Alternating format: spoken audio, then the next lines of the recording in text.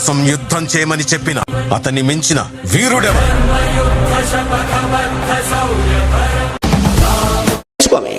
అందుకే ఆవిడ ప్రశ్న, ధర్మరాజు నన్ను ఎందుకు పేకాట్లో పెట్టాడు నేను అడగట్లా. నేను టెక్నికల్ పాయింట్, సాంకేతిక విషయం అడుగుతున్నా.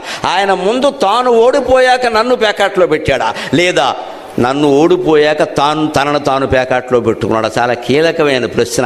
భీష్ముడంతటి వాడు కూడా జవాబు చెప్పలేక, ధర్మరాజు చెప్పాలమ్మా జవాబు, మేమేం చెప్పలేమన్నాడు. ఆయన మాట్లాడాడు, మౌనంగా ఏం ఉండాలి. నేను మాట్లాడుతున్నాను, తాత నువ్వు మాట్లాడవేమిటి అంటే, ఏం మాట్లాడమంటావమ్మా, చేసింది మీ ఆయన, నేనేం చెప్పను. అంచేత నిన్ను పెట్టడం ఎందుకంటే అందులో కీలకమైన సందేహం ఏమిటంటే, భర్త స్వయంగా ఓడిపోతే ముందే ఆవిడ్ని పెట్టే అధికారం లేదు, పెట్టకూడదు, ఆ ఆట చెల్లదు. టెక్నికల్ పాయింట్ అది, కోర్టులా. ఇక్కడ ధర్మం కాదండి, చట్టం. ద్రౌపది వేసిన ప్రశ్న ధర్మం గురించి కాదు, చట్టం గురించి వేసింది ఆవిడ. చట్టం వేరు, ధర్మం వేరు. చట్టం ప్రకారం మద్యపానం నేరం కాదు, తాగిన వాడిని అరెస్టు చేయరు. కానీ ధర్మం ప్రకారం మద్యపానం నేరమా కాదా? మనమంతా వ్యతిరేకిస్తాం. చట్టం వేరు, ధర్మం వేరు. మనం అనుసరించాల్సింది ధర్మాన్ని, దానికి అనుగుణమైన చట్టాన్ని. చట్టంలో ఉంది కదా అని చేయొద్దు. చట్టంలో చాలా ఉంటాయి. మొత్తం సమాజాన్ని దృష్టిలో పెట్టుకుని చట్టాలు పెడతా, మనిషి నీతిని దృష్టిలో పెట్టుకుని ధర్మం పెడతా. ఇది చాలా జాగ్రత్తగా ఆలోచించాలి. లేదా మనం జీవితంలో ధర్మాన్ని పాటించలేము. ఇక్కడ వ్యాపారంలో ధర్మం ఉండొచ్చు, తప్పు లేదు. కానీ ధర్మంలో వ్యాపారం పనికిరాదు. వ్యాపారంలో ధర్మం ఉండొచ్చు, ధర్మంలో వ్యాపారం పనికిరాదు. ధర్మం, అందులో వ్యాపారం ఏంటి? అందుకని ఆయన ముందు ఓడిపోతే నన్ను పెట్టే అధికారం ఆయనకి లేదు కదా. పోనీ నన్నే ముందు ఓడిపోయి తర్వాత ఆయన్ని పెట్టుకున్నాడా? భర్త బతుకుండగా భార్యను అలా ప్యాకెట్లో పెట్టే అధికారం లేదు. తాను ఉన్నాడుగా రక్షించాలి. భర్త ఉన్నదాన్ని రక్షిస్తాను, పోషిస్తానని వివాహంలో ప్రమాణం చేశాడా లేదా? ధర్మేచ అర్థేచ కామేచ నా అతిచరామి అంటే ఏమిటంటే, ధార్మిక విషయాలలో, ఆర్థిక విషయాల్లో, కామవాంఛలకి సంబంధించిన విషయాలలో నా భార్య మాట నేను అతిక్రమించను అని ప్రమాణం చేశాడా లేదా? భర్త కూడా ప్రమాణం చేశాడా లేదా? మరి ఇది ఆర్థిక విషయమే కదా నన్ను ప్యాకెట్లో పెట్టడం అంటే. లోపలికి వచ్చి నన్ను అడగాలి కదా, నీకు ఇష్టమేనా అని. ఎలా పెడతాడు? ఇది ఆవిడ ధర్మరాజు ఏమిటండి, భీష్ముడు ఏమిటమ్మా, బ్రహ్మదేవుడు కూడా దీనికి జవాబు చెప్పలేడు. అంత కీలకమైన ప్రశ్న వేసింది. ద్రౌపది ఎంత మేధావో, ఎంత ధైర్యవంతురాలో గుర్తుంచుకోవాలి. ఆ మహాసాధ్వికి నమస్కారం. నిజంగా ముందు ఆయన్ని ప్యాకెట్లో ఓడిపోయి ఉంటే ఇక నన్ను పెట్టడానికి ఏం లేదు అక్కడ. ఆయనలో నేను భాగమే కదా, అర్ధాంగి అన్నారు కదా. మరి అంచేత టెక్నికల్గా, సాంకేతికంగా తప్పదు, ఇంక పెట్టడానికి ఏముంది? లేదు, ముందే నన్ను ప్యాకెట్లో పెట్టుంటే తాను స్వతంత్రుడే ఉండగా నన్ను బానిసన చేసే హక్కు ఆయనకి లేదు. ఉంటుంది ధర్మశాస్త్రం, ఇంత స్పష్టంగా ఉంటుంది ధర్మశాస్త్రం. అందుకని ఆవిడ అడిగింది, నేను ఆవిడ హక్కు, ఆయన హక్కు, ఆయన నా హక్కు, ఇవి పక్కనట్టవయ్యా. ఆ మాటకు వస్తే నేను ఇప్పుడు 5గురిని పెళ్లి చేసుకోవాల్సిన కర్మ ఓటు వచ్చింది, దాన్ని నేను ప్రశ్న కింద లేవదీస్తా. ఈయన ఒక్కడు సొమ్ము కాదు నేను. ఆ మాట కూడా అనొచ్చు ఆవిడ. పాప ఆవిడ సాధ్వి, ఆ మాట అనలేదు. అనొచ్చు ఆవిడ, నీ ఒక్కడు సొమ్మ నేను పెళ్లి చేసుకునేటప్పుడు నాకు ఇష్టం లేదు. ద్రౌపది వ్యతిరేకించిందండి. మూలభారతం చదివి ఎక్కడ ఆవిడ సమర్థించలేదమ్మా, వ్యతిరేకించింది, ఏడ్చింది. శివుడు వరం ఇచ్చినప్పుడే ఏడ్చింది. నాకెందుకయ్యా 5గురు పని లేక అంటే, ఇదంతా వేరే సంకల్పం, నువ్వేం కాదనకు, నీ జీవితానికి పూచి మాది అన్నాడు ఆయన. దేవుడి దగ్గర ఏడిచింది ఆవిడ. పెళ్ళప్పుడు తండ్రి దగ్గర కూడా ఏడిచిందండి. మూలభారతంలో ఉంది, అమ్మ నేను విన్నాను, చెప్పారు, వ్యాసుడు పూర్వం ఉండే 5గురు ఇంద్రుల పేర్లు చెప్పుకున్నవే వాళ్ళందరినీ నాకు చూపించాడమ్మా, నేను చూశాను, అది కల కాదమ్మా, నిజమే. ఆయన శక్తి చేత, దివ్య దృష్టితో చూపించాడు. అటువంటి మహర్షి అంత చెప్పాక కాదంటామా? ఇది మంచికి వచ్చిందో చెడ్డకు వచ్చిందో నువ్వు నేను అనుభవించక తప్పదమ్మా, ఒప్పుకుందాం. ఎందుకంటే వ్యాసుడు కృష్ణ భగవానుడు చెబుతున్నాడంటే సరే తండ్రి అంది ఆవిడ.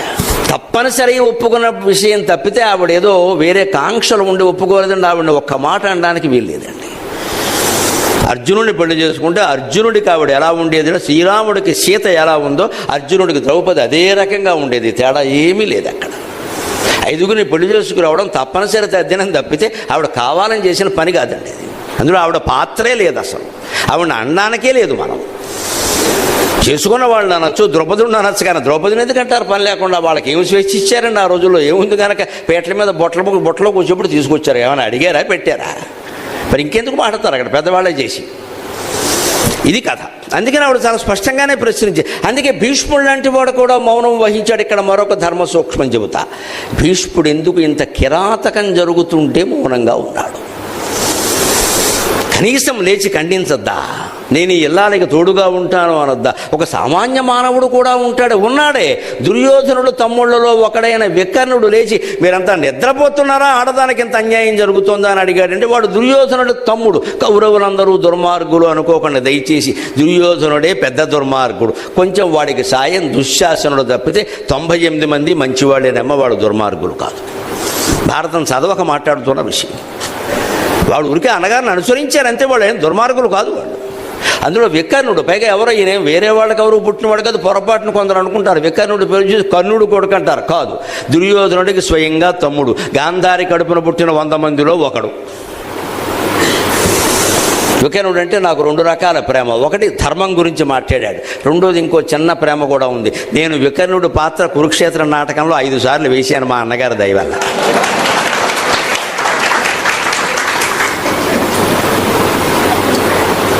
అన్నగారు ఈ అన్నగారు కాదు, విజయవాడలో ఉంటారు.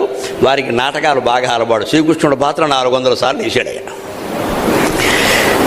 అప్పుడు ఆ నాటకాలకి నన్ను తీసుకెళ్ళి, ఒరే నీకేవో పద్యాలు వచ్చు కదా పాడమంటే, నేను వికర్ణుడు పాత్ర అయితే వేస్తారన్న. ఈ జీవుడికి ఆ వయస్సు నుంచి ధర్మం ధర్మం ధర్మం పట్ల దృష్టి, నేను ఆ పాత్ర వేస్తాను. అటువంటి దృష్టి వికర్ణుడికి ఉందే, భీష్ముడికి ఎందుకు లేదండి? ఎప్పుడు ధర్మం మనిషిని ఎంత సంక్లిష్ట స్థితిలోకి నెడుతుంది. మనస్సు బుద్ధిగా మారేటప్పుడు, నిశ్చయాత్మకమైన ఆలోచన చేసేటప్పుడు ఎక్కడ పొరపాటు పడతాడు మనిషి అంటే, భీష్ముడు ఒక ఆలోచన చేశాడు. ఆవిడ్ని ఇక్కడికి పేకాట్లో పెట్టకపోతే వేరే విషయం, సభలోకి తీసుకురాకపోతే వేరే విషయం. నేను కొయ్యబారిపోయినట్టు చూస్తుంటేనే సభలోకి తీసుకొచ్చారు, వస్త్రాపహరణం కూడా జరుగుతోంది. ఈ స్థితిలో మనం ఆపినా ఇది ఆగదు.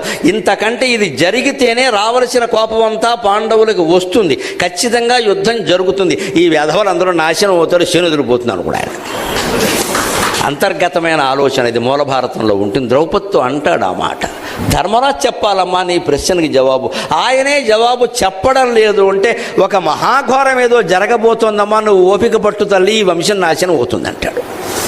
తాత వంశం నాశనం నాకెందుకయ్యా, నన్ను కాపాడమనంటుంటే అవన్నీ నేను అడగలేదు కదా, నా ఆవిడ వాదన ఆవిడ తప్పే ఉందండి. మీరేదో భవిష్యత్ భారతం చెబితే అలాగ 10 ఏళ్ల తర్వాత 20 ఏళ్ల తర్వాత ఇక్కడ జరుగుతూ ఉంటే, ఆ విషయంలో భీష్ముడిది పొరపాటేనమ్మా. నిస్సంశయంగా చెబుతున్నా, కృష్ణ పరమాత్మ తర్వాత భీష్ముడు మొహం వాచిపోయేలా చెప్పాడు సంజయ రాయబారంలో పద్యం. భీష్ముడు సహా ద్రోణుడు సహా ఆవేళ చూసి వీడియోలు తీశారే, వీళ్ళందరి సంగతి యుద్ధంలో చూస్తానడు ఖచ్చితంగా కృష్ణ పరమాత్మ. నాకు పని కల్పిస్తారా, నేను అక్కడికి వచ్చి రక్షించాలా? ఒక ఎల్లాని మానవులంతా చచ్చిపోయారా? నడి రోడ్డు మీద అత్యాచారం జరుగుతుంటే, నడి రోడ్డు మీద మనుషుల్ని నరికేస్తూ ఉంటే, జగదంబ జంక్షన్లో వీడియో తీస్తూ ఉంటారే, వాళ్ళందరికీ శ్రీకృష్ణుడు చెప్పిన జవాబు ఏమిటో తెలుసా? ఉద్యోగ పర్వంలో వస్తుందన్నమాట. ధర్మానికి అధర్మం వల్ల హాని కలిగినప్పుడు, సత్యానికి అసత్యం వల్ల హాని కలుగుతున్నప్పుడు, సమర్థుడై ఉండి మేధావి ఉండి యుద్ధం చేయకుండా, పోరాడకుండా, ఎదురాడకుండా, కనీసం మాట్లాడకుండా నోరు మూసుకున్న వాళ్ళు ఉంటారే, వీళ్ళందరూ శిక్ష అనుభవిస్తారని చెప్పాడు పరమాత్మ ఖచ్చితంగా. కానీ నేను కాపాడు తిడతా, ధర్మనిస్తారకమయ్యు సత్యశుభదాయకమయ్యును దైవం ఉండేది.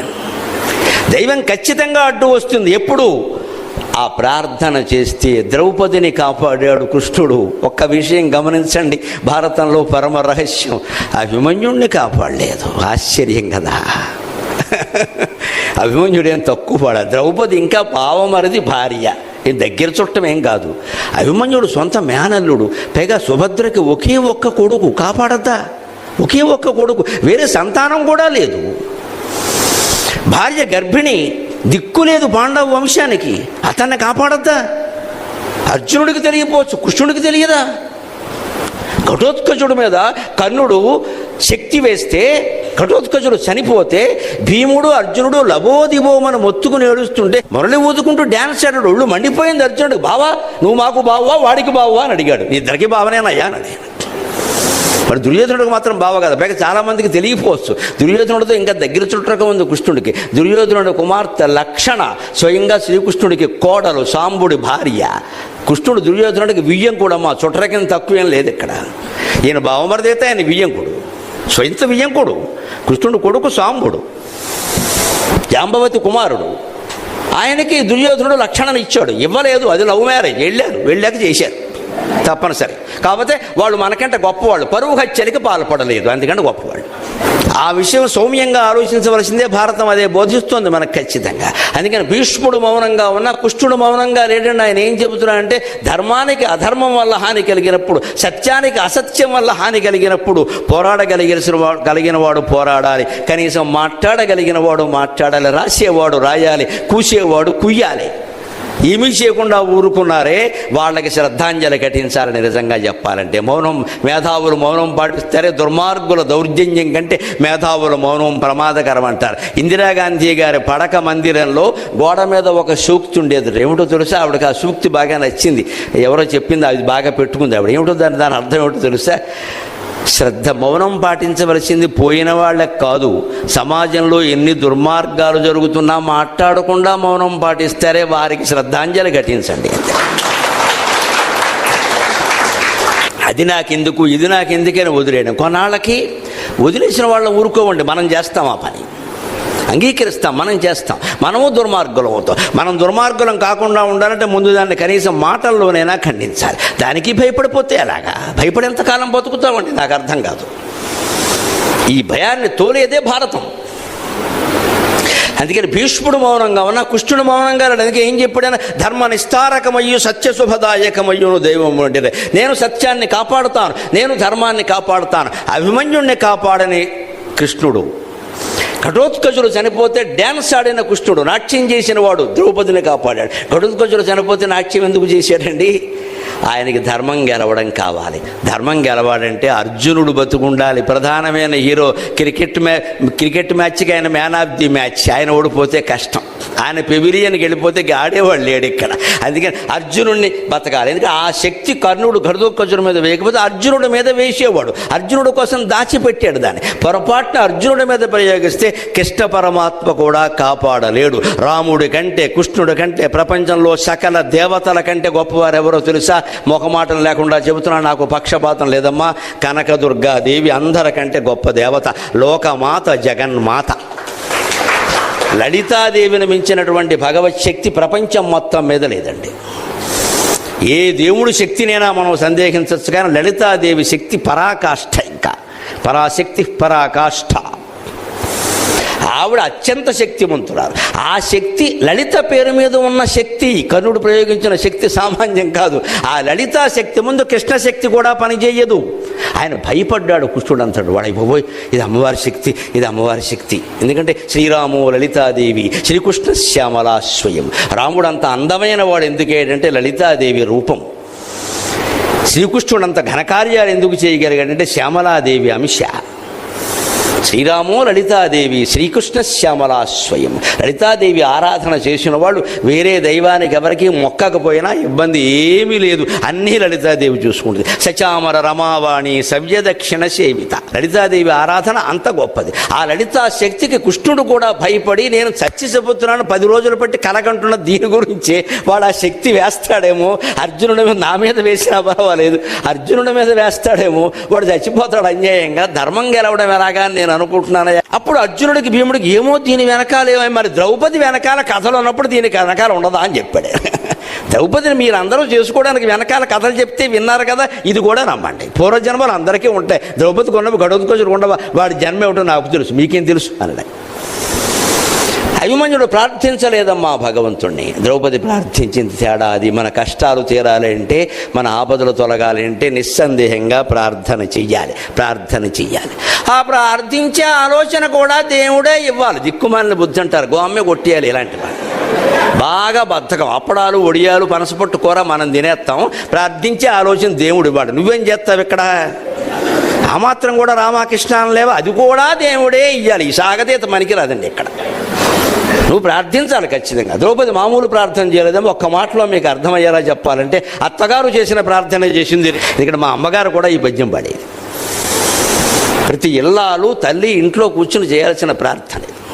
శ్రీకృష్ణ యదుభూషణ నరసఖ శృంగార రత్నాకర లోకద్రోహి నరేంద్ర వంశ దమన లోకావన దేవతానీక బ్రాహ్మణ స్త్రీగణార్తిహరణ నిర్వాణ సంధాయక నీకున్మృక్కెద మానమున్ నిలుపవే నిర్వాణ సంధాయ నీకున్మృక్కెద మానమున్ నిలుపవే నిత్యానుకంపానిధి. కేవలం 2 అక్షరాలు. ఆయన బ్రాహ్మణ గోగణార్తిహరణ అంది, ఈవిడ స్త్రీ గణార్తిహరణ అంది. తన అవసరం ఇది, నువ్వు గోగణం కాదయ్యా, స్త్రీగణాన్ని మాత్రం కాపాడొద్దా? పైగా ఆవిడ త్రంపవే భవలతలు, ఈ సంసార సాగరాన్ని మొత్తం తెంచేమని అడిగింది. ఇప్పుడు ఈవిడ సమస్య అడిగాదు, మానమున్ నిలుపవే అని అడిగింది. ఈ 2 నేను చేసిన మార్పులు. ద్రౌపది ప్రార్థన అంతే లెక్క. మన అవసరాన్ని బట్టి భగవంతుడిని ప్రార్థించాలి. 2 అక్షరాలు మారిస్తే కుంతి ప్రార్థన ద్రౌపది ప్రార్థన అయింది. మన మనస్సులో వచనంలో చెప్పుకున్న ద్రౌపది ప్రార్థన మన ప్రార్థన అవుతుంది. మన కష్టాలు చెప్పుకోలేమా? ఆ మాత్రం ప్రార్థన చేయలేమా? అభిమన్యుడు ఎందుకు కాపాడలేదో కూడా చెబుతా, ఇప్పుడే సందర్భం కాబట్టి. ఆయన ప్రార్థన చెయ్యకపోగా యుద్ధరంగంలో చాలా అహంకారంతో వ్యవహరించాడు. మూల భారతం చదివితే తెలుస్తుంది. అభిమన్యుడు చనిపోయాడు కాబట్టి, అధర్మంగా తన చంపారు కాబట్టి, పాండవుల పక్షంలో పోరాడాడు కాబట్టి మనం జాలి చూపిస్తాం, కానీ అహంకారం దృష్ట్యా అతను అంత మంచివాడు కాదు. పద్మవ్యూహాన్ని ఛేదించి లోపలికి వెళ్ళగానే సారథితో ఏమన్నాడో తెలుసా?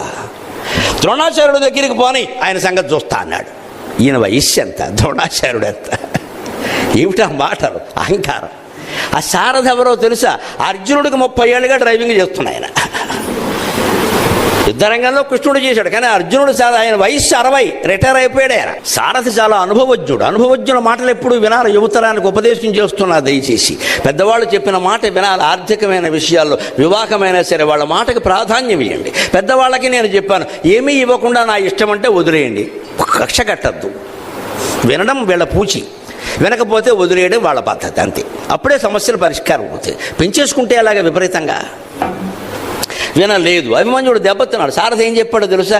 నాయన నీకు కాదయ్యా, నీ బాబుకి డ్రైవింగ్ చేశా, అర్జునుడికి చేశా. మన గోదావరి జిల్లాల భాషలో చెప్పాలంటే నీ బాబుని కూడా చూశా, 100 మందిని చూశా. ఇక్కడ ఏం మాట్లాడతావు? వద్దు, నా మాట విను.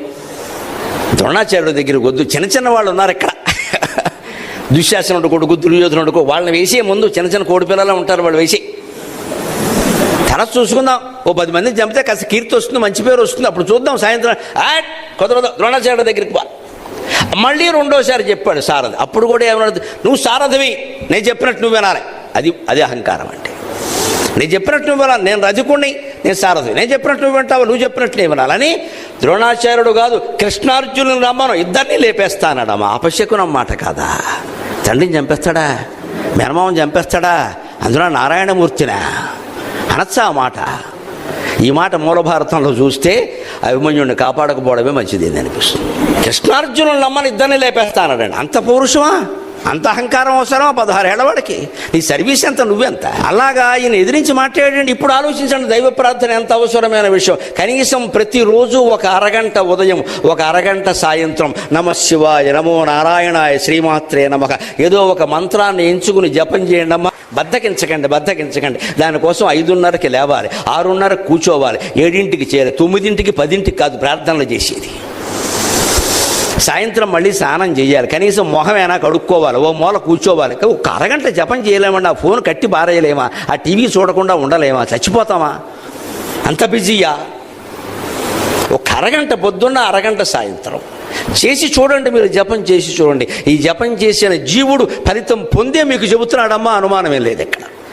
ఈ ధర్మాన్ని మనం ఖచ్చితంగా నిర్వర్తిస్తే భగవంతుడు ఎల్లవేళలా కాపాడతాడు. అది ద్రౌపది వస్త్రాపహరణ సమయంలో జరిగిన విషయాల ఘటన.